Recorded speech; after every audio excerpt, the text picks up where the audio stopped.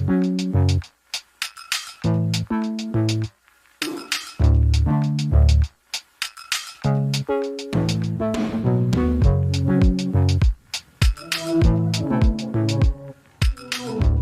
to a very special edition of Never Did It, where we pad your holiday season with more director rankings because we thought the Christopher Nolan one was so fun. Jake finally got to see The Holdovers. And finally. Yeah, it took him forever. He really had to put a lot of effort into it. I did.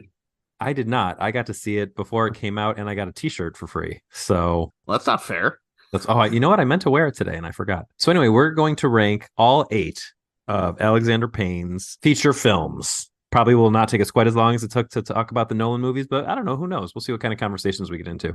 Yeah, let's see what happens. We'll just start by saying we love Alexander Payne. We're big fans of what he does. I don't think we're going to be doing any of these ranking episodes about any directors that we don't care for. It doesn't really make sense. Right. So here we go. But we did not care for one thing, and I think it was for both of us, it was the movie Downsizing. Yes, Downsizing is an easy number 8 for me. It's the only one I haven't rewatched recently. My wife and I have been going through all of them because she had seen probably like half of them and hadn't seen the other half, and she was interested in watching some of them. And Downsizing is the one we haven't gotten to yet. But it's also, other than The Holdovers, it's the most recent. So I did see it within the last couple of years, and it's not even that it's a bad movie. It's just so disappointing and just so kind of just really blah and not interesting. Like, for all the great actors that are in it, we watched the trailer for it. Man, this is a great trailer. And then I remembered how boring the movie actually was. I mean, you've got Matt Damon and, Kristen Wiig and Hong Chow and Christoph Waltz and all these, great actors just doing just nothing meaningful or interesting. It was just really a big letdown. Yep. Jason Sudeikis, Udo Kier. It's a really fun cast. Like you said, the trailer was amazing. I remember at the time I didn't know it was an Alexander Payne movie. I was like, this sci-fi movie looks really cool. It wasn't that. It was just boring. And it's not even that anyone is particularly bad in it. I would really just say, like, the story is sort of whatever. It's got like a faux environmentalist plot to it. There's like a weird twist in the middle that, I don't know, none of it really plays like a Payne movie. And that's fine. It's cool that he wanted to try something different, and I appreciate that. And it missed. It did. It's a neat idea, really neat idea. But I remember one of the problems I had meeting with it was that, like, the Matt Damon character, he wants to do this downsizing thing, but like, his life's not that bad. It's not like he needs this huge change or anything. It's like he and his wife are just like, we're kind of bored. Maybe we should do this thing. And there's no like compelling motivation there or anything. It's just like I said, just a big mess, It's very strange. And Payne wrote the movie with Jim Taylor, so you can't blame it on someone else. But you would think that he would set up the beginning of the movie with Damon being a real, maybe not a curmudgeon, but with something wrong, something obvious and vast missing in his life, as most of his main characters have. In fact, maybe lonely, all being lonely or something. I mean, he's got friends, yeah. He's got a wife. Like, he's a lot of Alexander Payne movies we'll talk about. These characters are just lonely and looking for something. And he's not lonely. He's got friends. He's got a wife. He's got a job. He doesn't love his job, but it's okay. Right. They're either lonely or they have an addiction or both. I mean, that's the thing that usually runs through his movies. This is just a dude who decided that he could be a part of the environment getting better, because the idea is that when you downsize, you use fewer resources. And he wanted to be a pioneer. And you know what? That could have been a cool character too, had he really leaned into that. But nothing really comes of it either way. It's not like he's not obnoxiously environmentalist. He's not obnoxiously even like coming late to the environmental movement.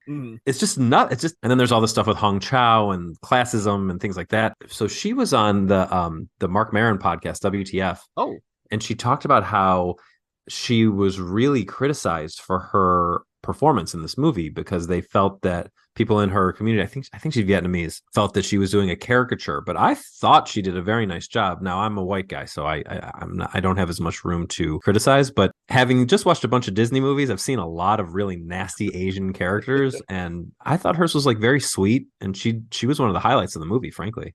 Agree with that. Yeah, I remember there was even some talk that she was in contention for like some supporting actress awards. Didn't end up materializing into anything, but that was even with the disappointing movie. People were still like, yeah, she's very good in it, and people could kind of tell there was that there was something with her. And then she, ended up finally getting that Oscar nomination for The Whale. So yeah, so that's Hong Chow. I guess there's not much more to say about Downsizing. Completist for sure. Like I said, it's not a bad movie. It's not like or anything like that. So I mean, if you're like, hey, I want to complete my Alexander Payne list, or like I'm a big Matt Damon fan, or I want to see an early Hong Chow performance, sure, you could do worse. But yeah, it's not really recommended. Right. It is important in that it is her breakout movie. For sure. It reminds me a lot of Noah Baumbach's White Noise, in that they went for this like sci-fi thing And I know White Noise is based on a book that people love that I can't be bothered to read. In both cases, it's just like sort of a meh movie with an interesting concept, starring amazing actors.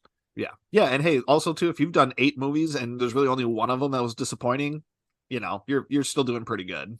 Well, I will say I was a little disappointed in my number 7, only because there are people who say that this is like the greatest movie and da da da da, like Jake. Present company included. Yep. My number 7 is The Descendants, which is a George Clooney performance that I like a lot. And look, it's my number 7 at 3.5 stars. I don't dislike this movie, but there's a lot of weird stuff going on that is sort of like glossed over. It's a movie about a Hawaiian lawyer whose family has inherited a ton of land.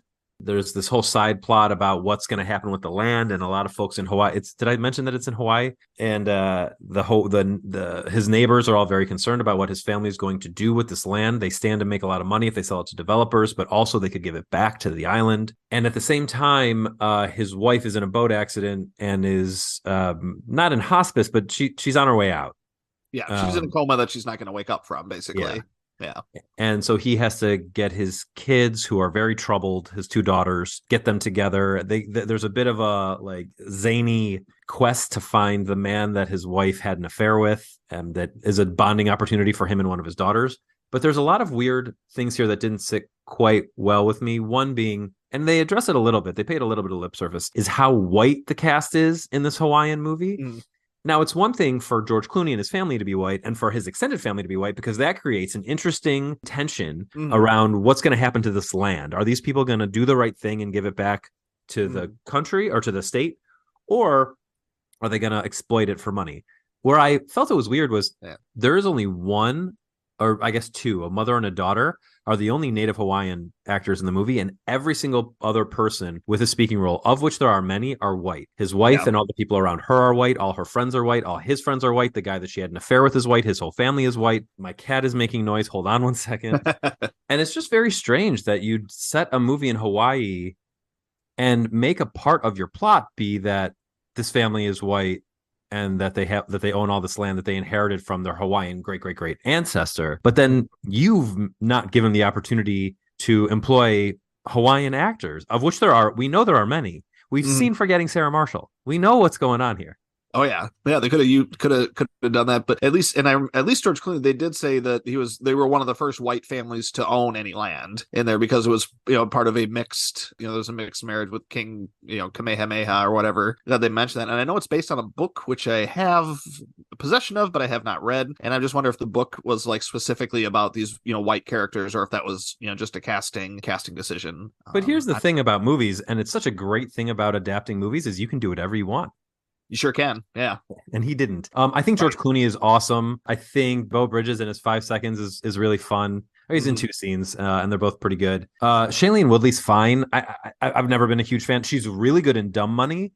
Robert Forster is real nasty in this one. I really liked his part. He's got a very small part, but I really like, and I loved his interactions with Clooney. I thought those are some of the stronger scenes of the movie, where the 2 of them where Clooney kind of has to just take his abuse, basically. So I agree, because that's where the movie focused on how they have 2 different ways of grieving for their wife/daughter that they're about to lose. When the movie focuses on the Judy Greer, Matthew Lillard piece, where Matthew Lillard is the woman that Clooney's wife has had an affair with, or is the man who the wife has had an affair with, and Judy Greer is his wife, the plot loses traction, I think, quite a bit, even though Matthew Lillard and Judy Greer are very good in the movie. All that stuff, while it's happening, I'm like, we're really missing the forest for the trees here.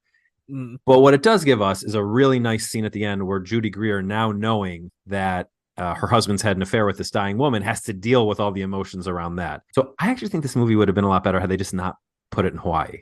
Yeah, I can certainly see that. I liked it a lot more than you. Like I said, I mean, I think George Clooney is magnificent in this. It's between this and Up in the Air, I think, for his best performances, and he's got to straddle a lot of lines here, because number one, he's pissed that his wife had an affair. He didn't find out about it until she, after the accident, and she was already in her coma. So he's pissed at her, but he's also got Shailene Woodley, the teenage daughter. He's got a younger daughter named Scotty. So he's got to straddle this line between being angry at his wife, but also also allowing his daughters to grieve. And this is one great scene where the older teenage daughter knows a little bit more about what's going on than the younger one does. And George Clooney has to, he's got to tell her, like, don't speak ill of your mother, and Fred, don't ruin her for your sister. The 10-year-old sister, or not, 8, 9, 10, whatever she is, she doesn't need to know that. He also has the responsibility of like telling all her friends and, like I said, her family. He's got a lot to juggle. And her dad, played by Robert Forster, who he said is great. They have a couple of great scenes where, Robert Forster's basically like, you were a terrible husband. She was the greatest wife ever. And if you had done this and if you had done that. And Clooney, I mean, he takes it basically because he just knows that that's, like I said, that's how he's grieving. He's losing his daughter. No parent should outlive their child. Clooney really straddles a lot of lines. I think it's just really outstanding work from him. The only part of the movie that didn't work for me as well as I remembered it was, can I guess? Yeah,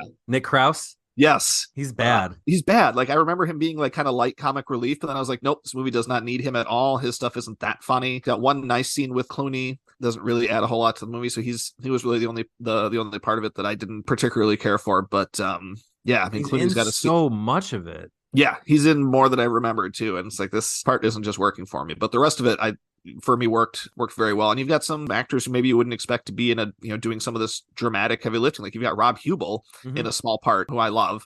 Even Matthew Lillard, he's got just a couple of scenes, but he's really good in it. And yeah, Judy Greer has a couple of scenes that are really good. So I think there's a lot to love about this movie. I think your criticisms are certainly valid. So I just think kind of your mileage may vary. The stuff about this movie that works for me works very, very, very well and is very affecting. Touches me. It touches me. For sure, it touches you. Yeah. I just contend that if you take this movie and put it in Los Angeles instead of Hawaii, and you have the movie be about how Clooney is mad, one, at the guy who caused his wife to become comatose, and maybe you stick with that for more than one scene.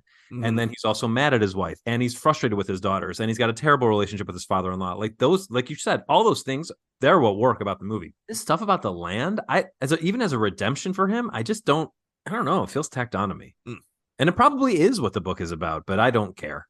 Right. That's not, I mean, we're not talking about the book. We're talking about the movie. So, right. Yeah. What is may I guess, is your number 7 Citizen Ruth? It is Citizen Ruth, yes. Which, again, I think is a very good movie, especially for a debut film. That was his first feature film. Laura Dern stars as a troubled, not even drug addicted. She huffs spray paint. She ends up getting pregnant, and she becomes a pawn, basically, for the two different sides of the abortion battle. Where there's one side who thinks that, like, you're entitled to this abortion, you shouldn't have this baby, and then there's the other side, the super conservative side, led by a really good Burt Reynolds performance, so that I'd kind of forgotten about until I watched it. Like, Burt Reynolds kind of leads this conservative right side, where it's like, no, you should have the baby, and we'll give you money to have the baby. And then, the other side is like, no, we'll give you money to not have the baby. And she's kind of torn these two different directions. Well, it's much more nuanced than that. For one thing, I wouldn't even say Burt Reynolds is the leader. He is the most powerful person on the conservative side, but really it's Kurtwood Smith who's leading the charge. Yes. As her sort of guardian. He and his wife, Mary Kay Place, bail Ruth out of jail when she's arrested for at first it seemed like she's arrested for being high, but then you realize she's going to jail for endangering the fetus that is growing inside of her. So yeah, Kurtwood Smith and Mary Kay Place bail her out. They want her to live at their house. Their kids don't want that. And then she gets caught up in this really fun sort of like espionage, this small town espionage where Kelly Preston and Swoosie Kurtz have been like infiltrating the pro-life side of it. And I wouldn't say kidnap her, because Ruth doesn't care where she is. Right. She's just sort of going with the flow. Dern's performance is so funny as the really stupid pawn in everybody else's game. Basically, when they start offering money, she's like, oh, they're going to give you money? Cool. I won't have the baby. Like, oh, wait, they're going to give you more money? Sure, let's have it. Yeah. Yeah. Well, I also love the politics around the money, because the conservatives have no trouble offering her money to have the baby. And you can even sort of track where that works. It's like, well, we're offering you money so that you can use this money to raise the baby.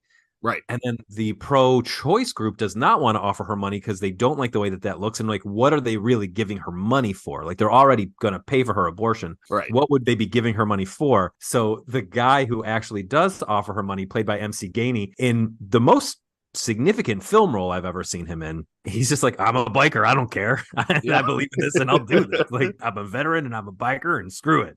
Oh, that's right. He matches the money that they're going to give him because she doesn't want the money to be part of the decision. Right, He wants because her to make the decision for herself. right, Yeah. Swoozie Kurtz and Kelly Preston are like, we cannot offer her money. Yeah. And it's again, he's like, I don't care. I'm gonna offer her money.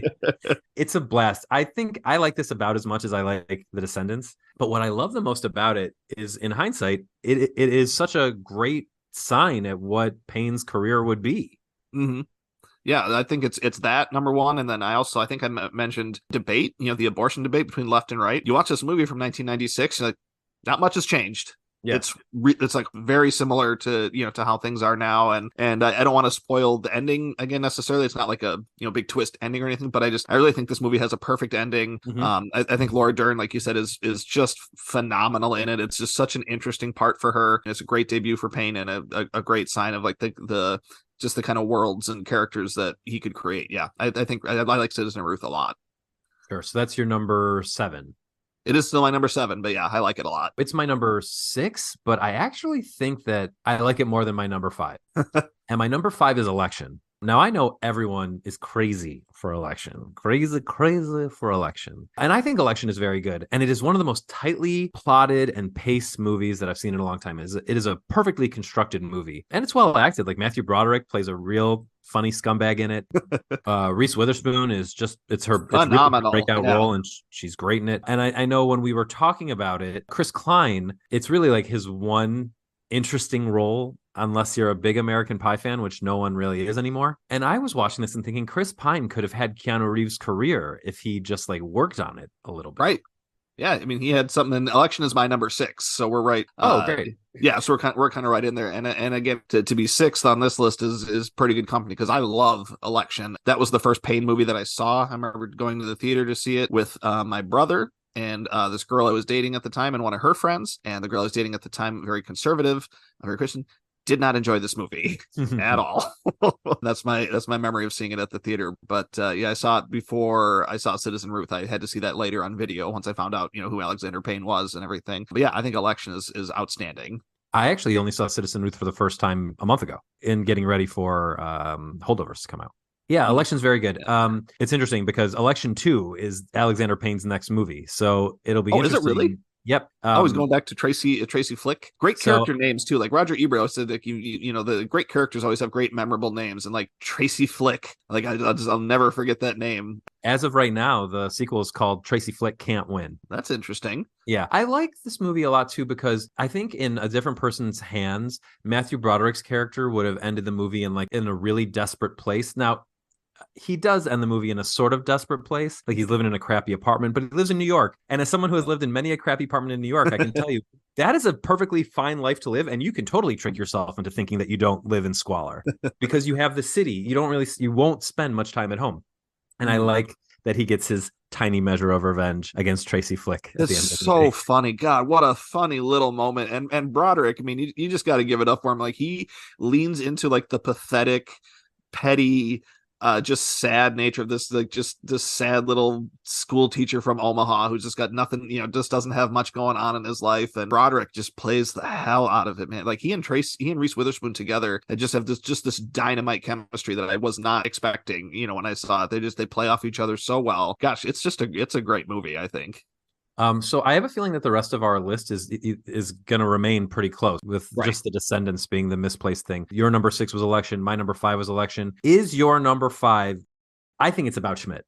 It is about Schmidt. And again, I wrestled with this. The number 1 Payne film, again, that's going to be pretty obvious, but my 2 through 5 was really hard for me to rank because I think About Schmidt is awesome. Nicholson as a retiree who also, incidentally, I know you talked about living in New York for a while. I lived in Omaha, Nebraska, where Warren Schmidt is from, and I lived just like right around the corner from that building, the Woodman Insurance Building. So like when they're shooting around that neighborhood, I'm like, oh yeah, I used to walk around there. So that was, I always like that. But Nicholson is so good in this movie. He's an older guy. He's just retired, trying to figure out what to do with his life, and not a spoiler alert, it happens in the first 15 minutes, and then his wife suddenly passes away. And then he's really got to figure out what to do, because they were going to go around the country in an RV together, and that was kind of their plan. And so his whole life kind of becomes upended. And he's an old school guy who doesn't really know what to do when his life, when things don't go according to his plan. He was an insurance salesman forever, and things were just kind of, always kind of boring for him. And there's so many great moments and so many perfect moments, and the supporting cast is so good. But I love this one moment that Jack Nicholson has. It's when he's on the road in his RV, he's going by himself, and he stops. I think he's just at like a gas station or something, and he says, and I was talking to this Indian fella, or Native American as they prefer to be called, and boy, they just got a raw deal, just a raw deal. Just the realization that he's learning new things, and he's really enjoying his time on the road. It's such a great Nicholson performance, because you go back and look at some of his more famous roles. You got like Chinatown and One Flew Over the Cuckoo's Nest, and The Last Detail and Five Easy Pieces, and some of his movies. There's like this bombastic Nicholson, kind of manic energy to that. And Warren Schmidt doesn't have that. It's such a different part for him. And when he starts collecting the little Hummel figurines that his wife collected, he's like, I finally get it now. Look at how intricately crafted they are. And they have their own certificate of authenticity. And he just gets into these things. And it's really sweet. I love this movie. I love it a lot. I don't think I can talk about this movie as enthusiastically as you, although I am as enthusiastic about it as you are, but you just spoke about it so well. Yeah, I love that it was Nicholson not playing an exaggerated Nicholson character. It was unlike anything I'd ever seen from him. I love that the framing device of the movie is that he gets sort of tricked into sponsoring an African child. And so he writes letters to his African son, his adopted African son. And there's a great payoff for it at the end of the movie. But it is the way they sneak in narration into the movie, because it's a very internal performance, especially for him. But you get these very funny lines, like the one you mentioned at the gas station, as he's talking to Ngobo, I think the kid's name is, or something like that. Ndugu. Ndugu, right. It's even harder to pronounce. It's like Ndugu, I think. Yeah. She calls him Ndugu. And then there's a wonderful moment at the end of the movie where, after he's been at his daughter's wedding, where he was kind of not welcome, and he's high on drugs because he threw out his back in a waterbed. God, there's so many small funny things in this movie. And he's almost seduced by a very, very, very naked Kathy Bates. Good for her, man. I mean, if you're curious, yeah, it's in this. And he actually pulls off a sweet speech at his daughter's wedding, which is nice. And then he gets home and he's feeling kind of broken, and he finally gets a letter back from Ndugu. Mm-hmm. And I love that as the ending to the movie. It's really wonderful. It's a great road movie. There's one scene I didn't love, but I do like that it's in the movie just because it's so absurd, where he winds up at an RV camp with a couple who are very friendly to him. And he totally mistakes the woman's friendliness for a come on. And it's just the most awkward scene in a movie. But the best shot of that is as he's driving away, because he's so embarrassed, he drives past the husband, who doesn't know that any of this has happened, who just calmly waves goodbye to him. Yep. Leave it in like the middle of the night or whatever. Yeah, it's really great. I love about Schmidt. So this is where I start hitting 4 stars, and I'm in love with these movies. Yeah, Schmidt for me is 5. I'm already into 5-star territory. Wow. Okay, great. Dermot Mulroney, too. One of the most disgusting haircuts of anyone in any movie ever is Dermot Mulroney. Ever, yeah. And the daughter, Hope Davis, plays the daughter, and she's terrific in it. Yeah, it's just a lot of like nice little performances and nice little moments. You mentioned that his wife dies in the beginning of the movie. June Squibb is so funny as his wife, and she doesn't get a lot to do. And I'm so glad he was able to bring her back for a much more expanded role in Nebraska. Indeed, agree. Okay, so I think The Descendants is your number 4. It is not. Actually, The Holdovers is my number 4. Well, I think you've made a mistake. Yeah, I might have. And, like, if you ask me tomorrow, I might switch them. So let's talk about The Holdovers, because we already talked about The Descendants. Yeah, The Holdovers is my number 3. So we're still kind of in the same spot. You just have Descendants way high.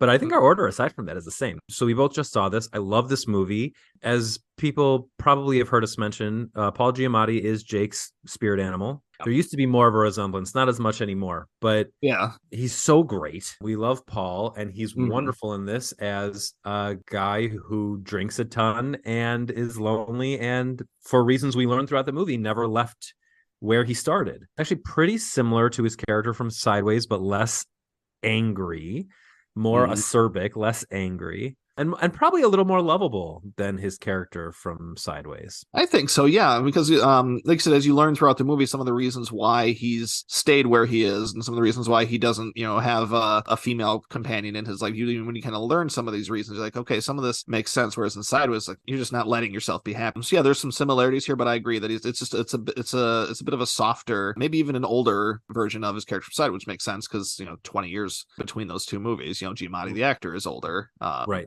I didn't interpret his character in The Holdovers as even really being unhappy. He was content. Maybe his world is small, but he's not unhappy. He is a grumpy guy, but it probably always was a grumpy guy. I don't want to spoil anything about it because this movie's still in theaters at the time of the recording. I really want people to have a chance to see this, where it hasn't been like his last movie where you've had 6 years to see the movie. But some of the decisions he makes later in the movie, he makes them so quickly that I just don't feel like he was that get in his own way kind of person the way that his character in Sideways was. I will say that for as much as I love this movie, and we saw it in the theater and was laughing along through a lot of the movie with everyone else, so it was really well received by my theater. It was long, and I wrote in my Letterboxd review, I wonder what could have been cut, because I'm having a hard time thinking of what I wouldn't want in the movie. And people were nice enough to reply, and one person said they thought the party scene where he goes to his colleague's party with a few of his other colleagues and his young charge, and I think, no, you must have that scene in the movie.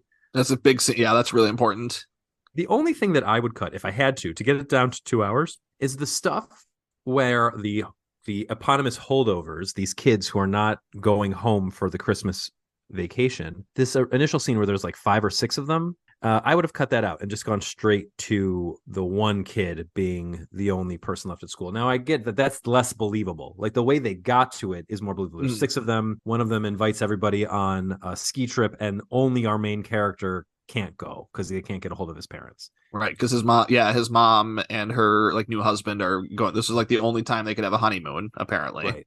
Which is nonsense. You find out later these people. Well, you kind of get the gist right at the beginning that these people kind of suck. Right, and this is also taking place. I don't know if we said this is in the 1960s or. I mean, it's got a 70s vibe to it. 60s, like late 60s, early 70s vibe. Yeah, they definitely. And I can't remember, but they definitely said like whatever it was. But it's in an age where obviously there weren't cell phones and emails where they could get a hold of the parents. Like if the parents aren't answering at home, like you're tough luck, or they couldn't get a hold of them at the resort they were staying at or whatever. But yeah, they couldn't like send a text or an email or anything. Yeah, I think it's the early 70s. I can't remember what year they say, but it's definitely paced and plotted like a movie that would have come out in the 70s too. There's not a lot of big story stuff. It's really character driven. Everyone does a great job. Giamatti's great. The kid is great. I forget his name. I think it's Dominic Sessa.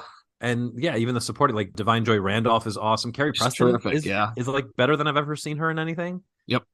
Yeah, it's another one of those characters. She's lonely.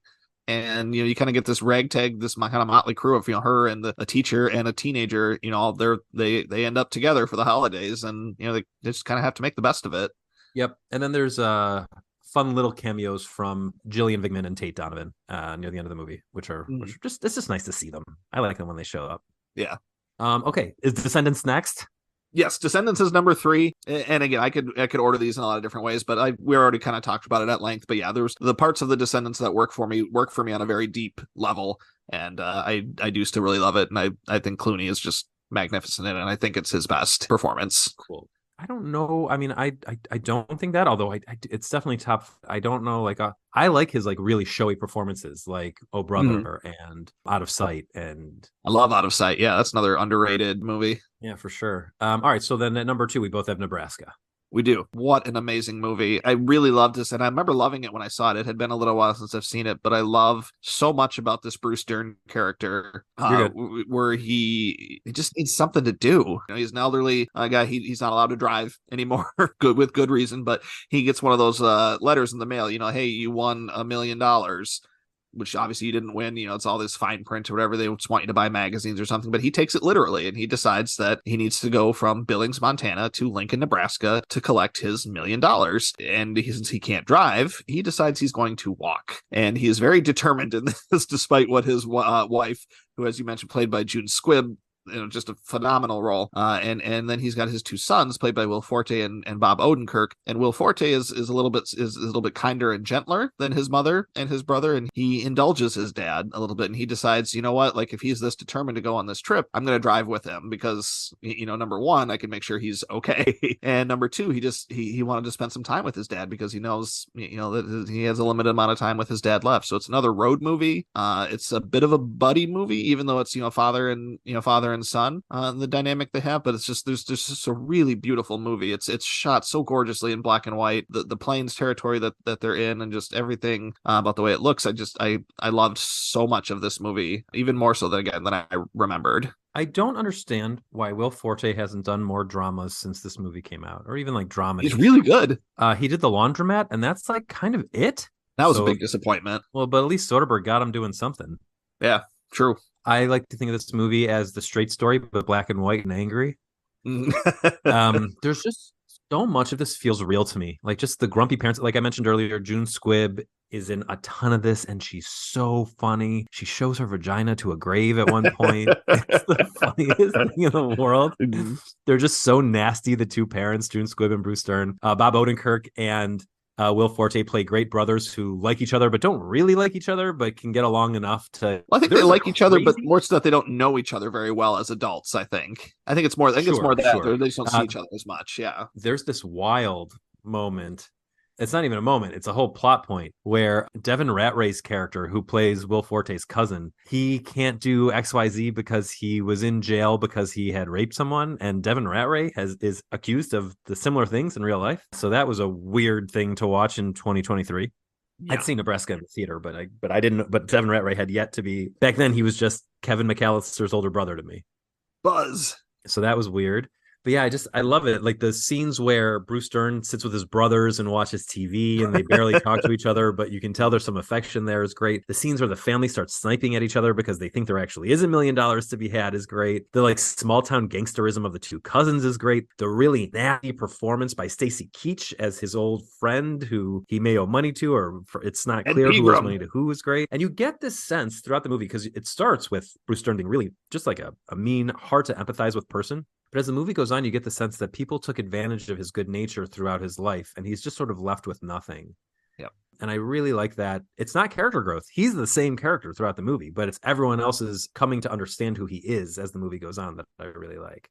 And he doesn't have to do, again, it's like the Nicholson about Schmidt. He doesn't have a lot of like big showy scenes or whatever. Like, he's just confused throughout the whole movie. Confused, and everything's short answers. Like Will Forte's asked him at one point, like, weren't you and mom in love at some point? And he's like, never came up. Why'd you have kids? He goes, well, your mom's Catholic and I like to screw. That's it. Like, that's the whole explanation. He doesn't go into any detail on anything. He speaks in very, short sentences. Like, that's it. And it's just, and what's really interesting about this character too is that he is very obviously an alcoholic and has been probably for quite some time, but they really don't make that like his defining characteristic at all. Like, you can kind of tell that, like, yeah, he's had some problems with alcohol in his life, and they talk about it a little bit, but they don't let that overpower the story of, like you said, how he was really a good-natured guy and got taken a lot of advantage of a lot. The alcoholism, like his character and things that happen to him are not issues for him, but his alcoholism and things that happen to him are issues for other people. When he gets drunk and falls down and hurts himself, it's a real inconvenience to Will Forte's character. Yeah.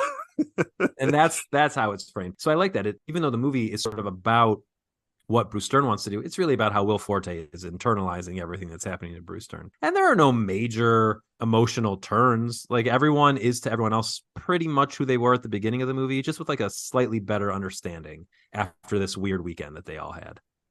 Yeah. And Will Forte, he gets to know his dad a little bit. Yeah. And like I said, understand him a little bit more and understand like the dad, he wants $1 million. Like, Dad, what are you going to do with that? He goes, I want a new truck. Well, you can't drive. He goes, I've just always wanted it. That's his only plan for the money. He has no other plan for the money. All he wants is a new truck. Oh, and a compressor. He needs a compressor because Ed Pegram stole his. Another like aspect of the movie that I liked is that it really is just a snapshot of one weird weekend in their lives. Because when the movie starts, Will Forte and his girlfriend are breaking up, and he wants her back, but he's not going to fight for her back. He just asked nicely. And that's the end of that. And that's really just so you get a sense of like where he is right now. He's at his job. He doesn't like his job, but he's probably all right at his job. And we see him for a minute there, and that's fine. And then he takes a couple days off and goes on an adventure with his dad and then trades in his car so he can get a truck. It's pretty nice. just so his dad can drive the truck one time around Lincoln, Nebraska, and make everyone believe that he won $1 million. Yep, that's right. He even tells him too, like with Will Forte is the passionate, and his dad goes, get down. Don't let people, like get down. I want to be driving it by myself. Yeah, just some really, really, really great moments. A little bit like another movie we discussed on the podcast, remind me a little bit of The Last Detail. Like I said, where it's just like this kind of snapshot of a weekend that these characters have together, and how they get through it. And it's just, yeah, it's very simple. Like I said, the photography is just outstanding. I mean, the decision to shoot it in black and white was really a good one for this material. I think it just fits the simplicity of it. I think it fits the aesthetic of the characters very well. Yeah, I think black and white sometimes is used as a gimmick, but in this case, it was such a good choice, and it really, really made the movie. I have something to say about that. I think black and white is not used enough, and it's not used enough because it's not marketable. But there are so many middling movies that could be made middling plus by using black and white instead of color. Now, one example is Johnny Mnemonic was recently redone in black and white, and it just makes these crappy effects look much better. Another place where this works is in like old B movie level TV movies.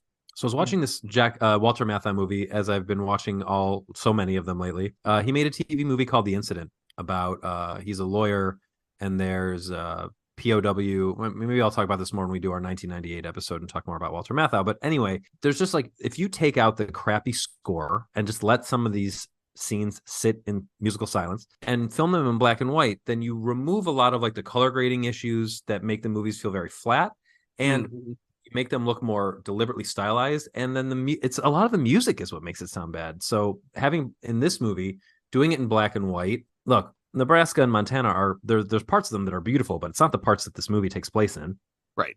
And the music is very like, it sort of reminded me of like, I forget which symphony it is, where every instrument represents a character, and the sort of bouncy nature of the music in this movie reminded me of that. Because these are just sort of like bouncy, dim-witted people just trying to get by with their their regular boring old lives. And let's not, again, maybe we didn't state it clearly enough, June Squibb is such a delight in this movie and everything. I mean, Jake, I mentioned her showing her vagina to a grave, did I not? That's true, we did cover that. I just want to make sure we cover good. She's not shy about telling telling her son about all the guys who tried to get with her. Yep. She's got no filter at all, and she's just terrific. She's a great foil for Bruce Dern, who says very little. So that leaves only Sideways as both of our number ones. I'm going to let you talk about it because I know this is your movie. This is my movie. Frequently named it as one of my favorite movies. Of course, any film person knows like you can't just have one favorite. I mean, that's impossible. But this one has certainly ranked very highly for me. It felt at the time, certainly it felt very personal to me. I mean, I've gone through, like anybody, I've had my, my depressions and my anxieties and anything like that. But at the time that this movie came out, I identified with that character so much, and not just because it's funny we look like we look alike, because we kind of do. But in his career back then. And back then for you did much more then. Yeah, that's right. Yep. And so I really identified with this character at the time of at the time that it came out. It came out in 2004. I was still in college. I hadn't graduated yet. And the movie's about this guy. Paul Giamatti plays Miles, and he and his supposed best friend, played by Thomas Hayden Church, who's just perfect in this movie. Such a great casting choice. His best friend is getting married, so they're going to go have like a bachelor week together up in, where did we decide it was? I don't know, somewhere in Northern California where there's wine. It's in Southern California, actually. Oh, Southern California, excuse me. Yeah. But yes, they want to go on like a wine tour and play golf and do all this other stuff. But as it turns out, Jack, the friend who's getting married, he doesn't really care about any of that. And he just basically wants to have a free week where he can, sleep with as many women as he can and do whatever he wants until he gets into his marriage. And the dichotomy between the two characters, where Thomas Hayden Church is just trying to force impose his will on Paul Giamatti, who he's just not happy with anything. He doesn't want to, he doesn't want to do the things that Jack wants to do. And you find out too, they call each other best friends, but I mean, they were roommates in college. Sort of, they're those sort of best friends. And you can tell, like, as adults, I don't think they really knew each other very much before this trip. It's another one of those, kind of confined time periods where it's like they spend this week together, and I think they get to know a lot about each other that they didn't know, because they haven't, they probably really haven't spent a ton of time together since, like I said, they were roommates in college.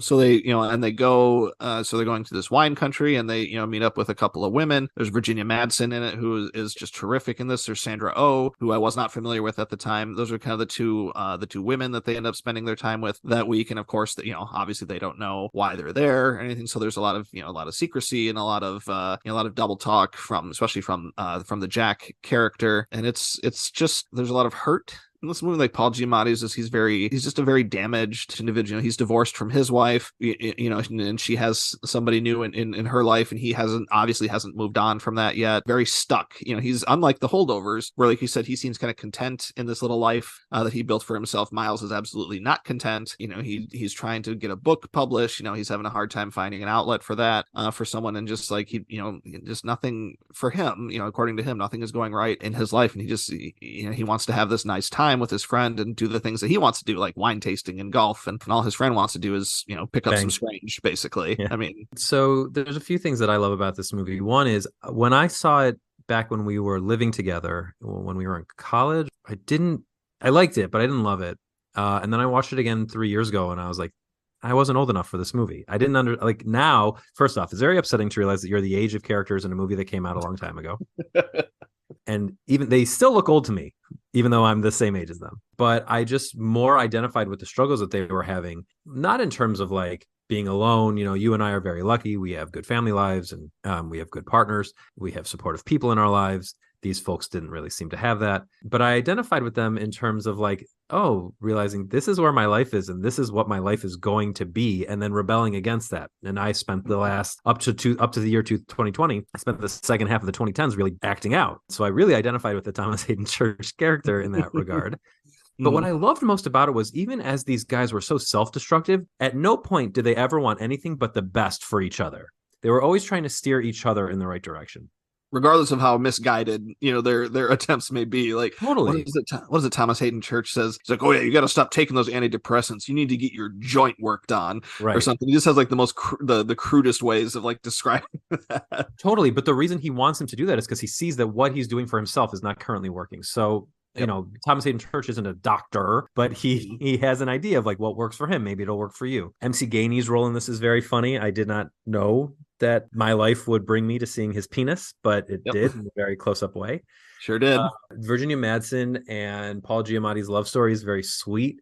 I remember when I saw it the first time, I did not believe that Virginia Madsen would like Paul Giamatti. And then as I get older, it's like, no, these things happen. Like, people find different things interesting in folks, and he would be interesting to her. He's a new person that came into her life. He's clearly very smart. He's not the most interesting looking person. He's charismatic, and they have similar interests. And that's the kind of thing that bonds people as they get older. So I love that. And I didn't find it nearly as depressing this time around as I did the first time around.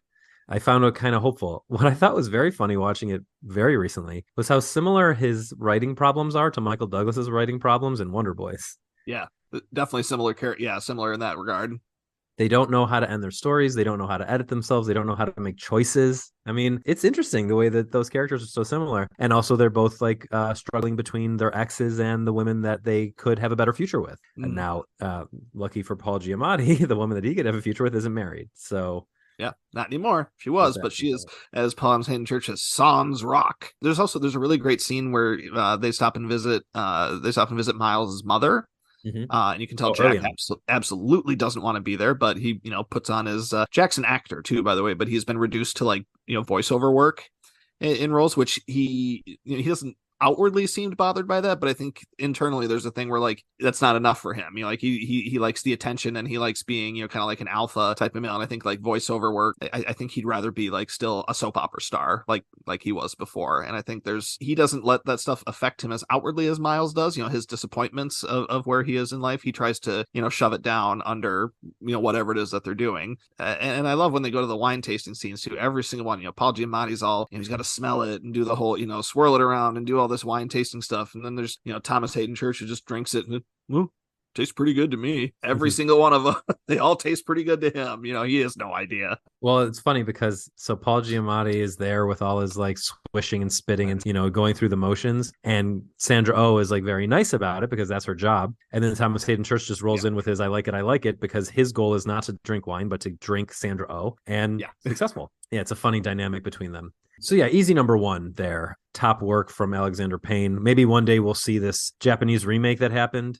Yeah, apparently it was a Japanese remake that came out about 5 years later, and I somehow never had heard of it. But I was when I was looking up information, for the podcast, I found out that it exists. But yeah, I know very little about it. There weren't like really even any like Rotten Tomatoes reviews of it or anything. So I think it was not a big film. But yeah, I'd like to see it. I'd like to check it out. So that's it for Never Did It this week. We'll be back next week with another director ranking, someone we've been talking about quite a bit lately. If you want to know what is coming out next week, go to our Letterboxd profile. You can find me at Brad Garoon on Letterboxd. I think, Jake, you're Jake Ziegler on Letterboxd. Yep, it's Jake_Ziegler. And both of us have pinned to our profiles our Never Did It podcast list. You could also just search for the Never Did It podcast list. And the 2 movies that will be discussed on next week's episode are always at the top of that list. So check that out. And thank you for joining us for Never Did It.